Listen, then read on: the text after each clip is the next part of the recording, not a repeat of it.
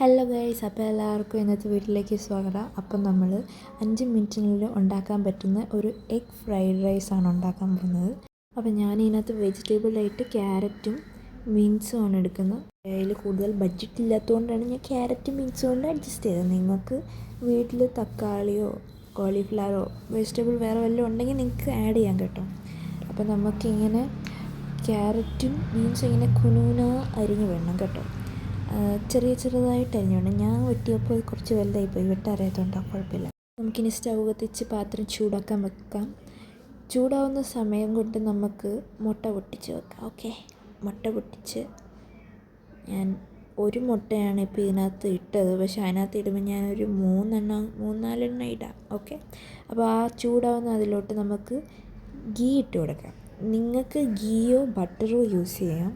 ഞാനിവിടെ ഗീ ആണ് യൂസ് ചെയ്യുന്നത്, ബിക്കോസ് ബട്ടർ അപ്പം ഇല്ലായിരുന്നു, അതുകൊണ്ടാണ് കേട്ടോ. അപ്പോൾ നമുക്ക് അത് ഇട്ട് കൊടുക്കാം. ഇനി അത് ഒന്ന് മെൽറ്റായി ഒന്ന് ചൂടായി വരട്ടെ. അപ്പം നമുക്ക് ഇതിനകത്തോട്ട് ഇനി ക്യാരറ്റും ബീൻസും അരിഞ്ഞ് വെച്ചത് ഇട്ട് കൊടുക്കാം. ഓക്കെ, അപ്പോൾ അത് ഇട്ട് കൊടുത്താൽ മതി. തെറിക്കും, എൻ്റെ കയ്യിലോട്ട് തെറിച്ചായിരുന്നു. അതിന് നമുക്കിങ്ങനെ ഇളകി കൊടുക്കാം. ഓക്കെ, അതൊന്ന് ഒരു ക്രിസ്പ് ഇതിലേക്ക് വരണം. ഒരു ബ്രൗൺ ഷെയ്ഡ്, ചെറിയൊരു ബ്രൗൺ ഷെയ്ഡ് വരുമ്പം നമുക്കത് നിർത്താം കേട്ടോ. അതുവരെ ഇങ്ങനെ ഇളക്കി കൊടുക്കണം, ഇല്ല കരിഞ്ഞാലോ. ഈ ഡിഷ് എപ്പോൾ ഉണ്ടാക്കുന്നത് ഞാൻ പറഞ്ഞു തരാം. ഇപ്പം നിങ്ങൾക്ക് മടിയാണ്, രാവിലെ എന്തെങ്കിലും ഉണ്ടാക്കി കഴിക്കണമെന്ന് തോന്നുന്നൊരു ടൈമിൽ നിങ്ങൾക്ക് രാവിലെ പെട്ടെന്ന് 5 മിനിറ്റുള്ളിൽ ഉണ്ടാക്കാൻ പറ്റുന്ന കാര്യമാണ്. റൈസ് വേവിക്കണം, പിന്നെ ഉള്ള സബ്ജി എടുത്ത് നമുക്കിങ്ങനെ ഫ്രൈ ചെയ്തെടുക്കണം. ഓക്കെ, അപ്പം നമ്മൾ ഇതിനകത്തോട്ട് മുട്ട ഇടാൻ പോവാണ്. കണ്ടോ, ഒരു മുട്ട ഇട്ട് നമുക്കിനി ഒരു 2-3 എണ്ണം കൂടി ഇടാം. അതിൽ തികയത്തില്ല, വീട്ടിലെ ആൾക്കാർ കൂടുതലാണ്. ഇപ്പം നമ്മളിങ്ങനെ മുട്ട ഇട്ട് കൊടുക്കുകയാണ്. ആ മുട്ട എല്ലായിടത്തും ഒന്ന് സെറ്റ് ആവാനായിട്ട് പതിയെ അതൊന്ന് ഇളക്കി കൊടുക്കുക കേട്ടോ. സ്ലോലി എല്ലായിടത്തും ഇളകി കൊടുക്കുക, എല്ലായിടത്തും എത്തുന്ന രീതിയിൽ എല്ലായിടത്തും ഒന്ന് ഇളകി കൊടുക്കുക. കുട്ടികൾക്കെല്ലാം സ്കൂളിൽ കൊണ്ടുപോകാൻ ഇത് നല്ലതായിരിക്കും, ഹെൽത്തിയാണ്, പിന്നെ അവർക്ക് ഇഷ്ടപ്പെടുകയും ചെയ്യും.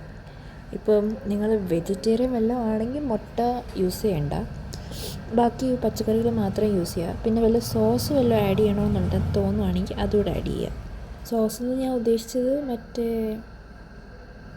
സോയാ സോസോ ഇല്ലെങ്കിൽ ചില്ലി സോസോ, നിങ്ങൾക്ക് എരിവ് ഇഷ്ടമുള്ളവരാണെങ്കിൽ അത് യൂസ് ചെയ്യുക. ഓക്കെ, അപ്പോൾ നമുക്കിങ്ങനെ ചോറിട്ട് കൊടുത്ത് അതൊന്ന് ഇളക്കി കൊടുക്കാം നല്ലപോലെ, എല്ലായിടത്തും ഒന്ന് സെറ്റ് ആവാനായിട്ട് നല്ലതായിട്ട് ഇളക്കി കൊടുക്കുക.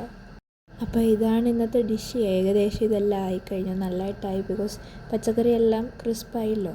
അപ്പോൾ നമുക്കിനി ഇത് പ്ലേറ്റിലോട്ട് സെർവ് ചെയ്യാം. ഓക്കെ, അപ്പോൾ ഇങ്ങനെയാണ് നമ്മുടെ 5 മിനിറ്റ് ഡിഷ് ഇരിക്കുന്നത്. എല്ലാവർക്കും ഇഷ്ടപ്പെട്ടെന്ന് വിചാരിക്കുന്നു.